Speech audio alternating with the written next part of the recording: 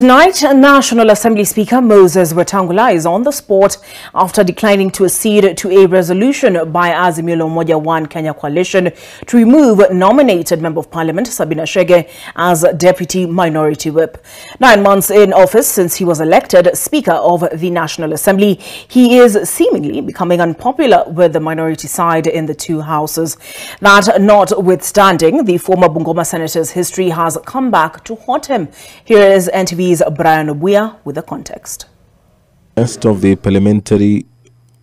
Elected on September 8, 2022, following the conclusion of the August 9 general election, the unpopularity tag is closely knitted to his demeanor on the chair and the decisions he's made in the House so far, starting with the impasse on the majority side. Take your seats.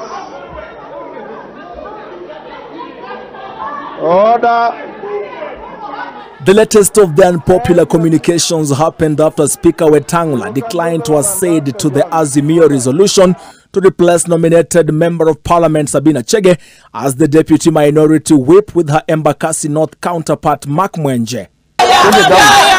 While declining to effect the Azimio resolution, Wetangula quoted an order from a High Court sitting in Kiambu injuncting him until the case filed is heard and determined.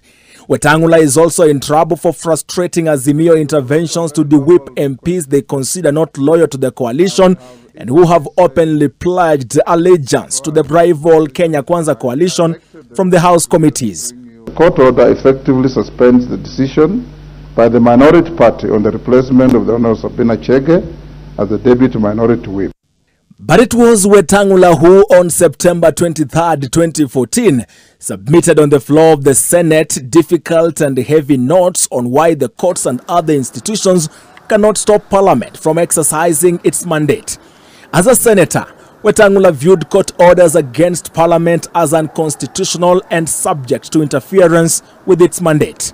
Before Speaker Ekwe Thuro, the late former Senator Otieno Kajwang, fearing that the courts were becoming the only governing body in the country. You know, they are eating at it slowly, Mr. Speaker. They are eating at it slowly, but sooner or later, if we are not careful, there will be only one institution of governance, the courts. So that if you want anything solved in this country, you don't need a law, parliament, you just go to court. The executive draws its authority from laws passed by the legislature.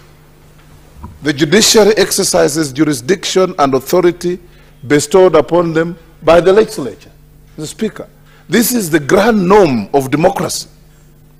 And if the grand norm of democracy becomes a national darts board, Mr. Speaker, then we are headed in the wrong direction. And with that, it was decided that a matter is dealt with by the first institution to be seized of it, settling the conundrum on court barring Parliament from exercising its duties.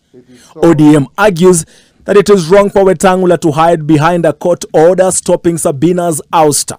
You're supposed to serve me. Right. If Robert Mbuya, our deputy whip, has not seen that order, Wetangula has not shown the minority party that whip, that order, then it is a suspicious order. The chamber, Honorable Millie. In the 12th Parliament, Mr. Wetangula was the leader of the minority side in the Senate. When his NASA coalition wanted him removed in March 2018, then Speaker Ken Lusaka, now Bungoma County Governor, was simply notified, and even when Wetangula raised objection, he urged the NASA side to provide signed minutes and he made a communication to the House.